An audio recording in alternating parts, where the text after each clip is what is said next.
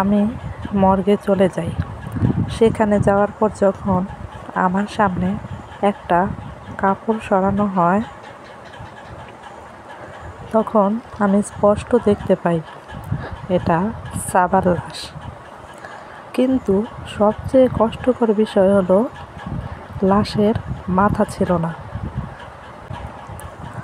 লাশটির হাতে সেই আংটি ছিল যা ওকে আমি বিয়েতে দিয়েছিলাম। আর ওর কাছে পুলিশ যে ফোন পেয়েছে তা সাবার, জামা কাপড়ও সাবার।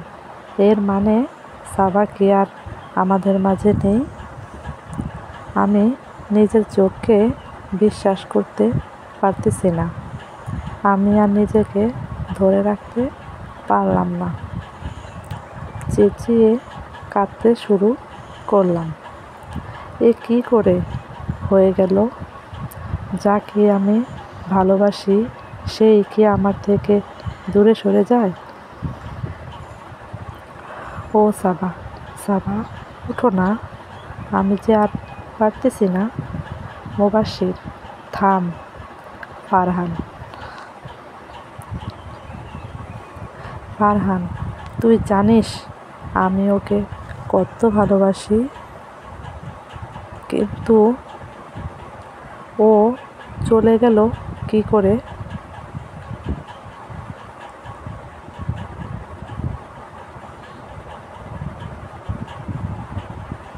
মুবাশির, শান্ত হ। এতদিন ধরে ওর সাথে আছি। ও স্বামীর অধিকার না দিলেও আমি তো ওকে স্ত্রী মানতাম। কে করছে ওর এই অবস্থা? মুবাশির, আমি দেখছি, তুই শান্ত হ। আমি আর ধরে রাখতে না পেরে অজ্ঞান হয়ে যাই। যখন জ্ঞান ফিরে, পাশে আমার সৎ মা ও বাবা। মুবাশির, এতদিন পর দরদ দেখাতে আসছো? বাবা, বাবা, ভুল বুঝিস না আমায়।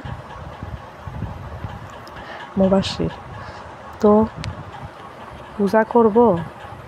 এতদিন তো আসো নাই সৎ মা, আগে আসে নাই, আজ আসছে, তাই বলে এভাবে কেউ বাবার সাথে কথা বলে?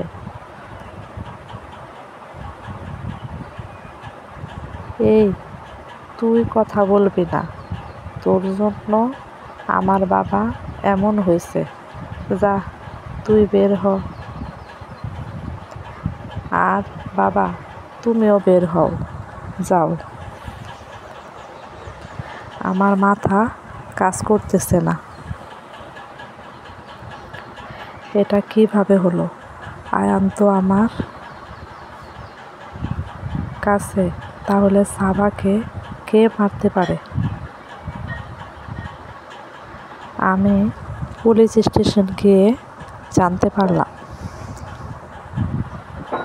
ওরা নদীর ধারে লাশ পাইছে।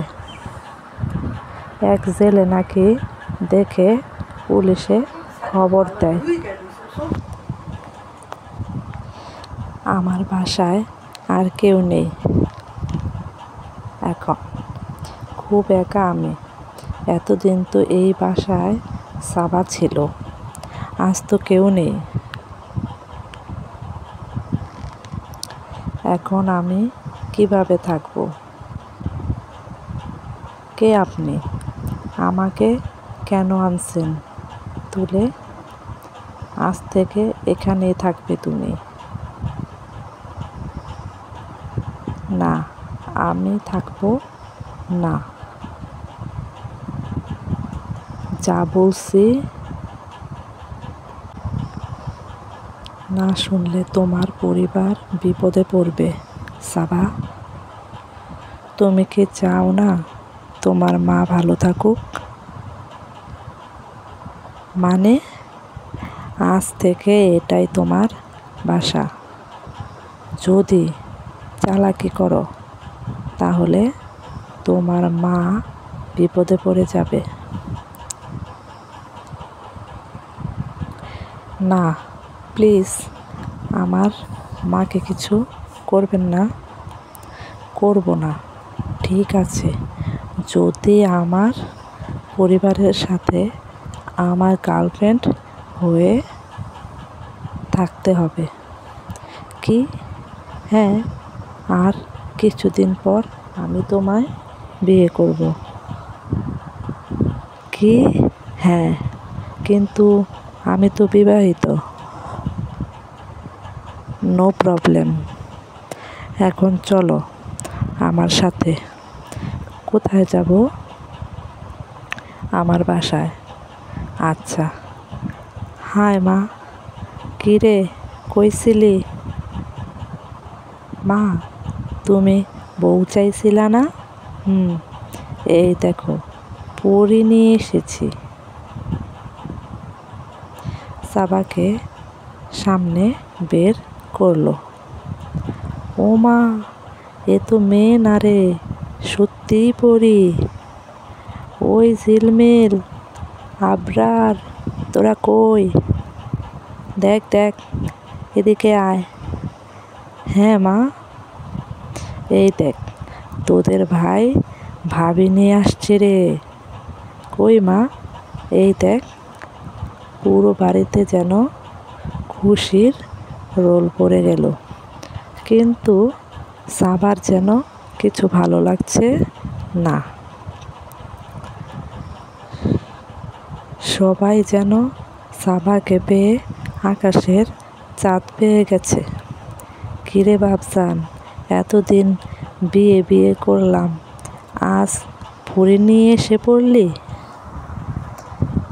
আসলে মা ওর বাসা থেকে মেনে নিচ্ছিল না, তাই ও চলে এসেছে। এ মা, দাঁড়া, আমি ওকে বোঝাচ্ছি। অপরদিকে মুবাশির যেন পাগলের মতো হয়ে যাচ্ছে, রাস্তায় রাস্তায় ঘুরছে। সাবার খুনিকে সে মেরেই ফেলবে। ওর ধারণা মতে সাবা মারা গেছে, কিন্তু তা তো না।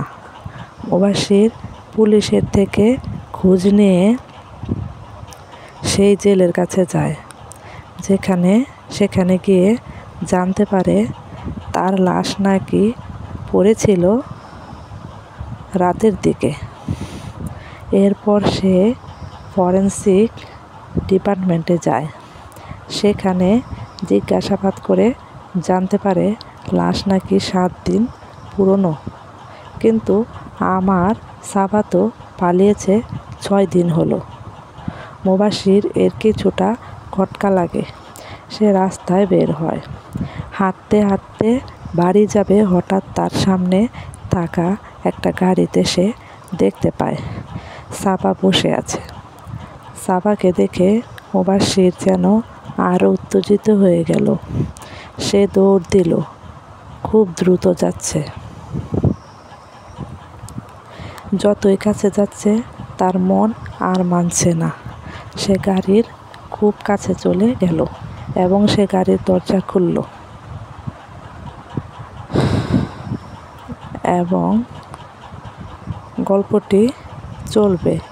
এর পরবর্তী পর্ব পাওয়ার জন্য আমার চ্যানেলটাকে সাবস্ক্রাইব করে একটা শেয়ার, একটা কমেন্ট এবং একটি লাইক করে পাশে থাকুন। আপনাদের কমেন্টে যদি পাই তাহলেই তার পরের পর্ব দেব। সবাই ভালো থাকবেন। ওকে, আসসালামু আলাইকুম, আল্লাহ হাফেজ।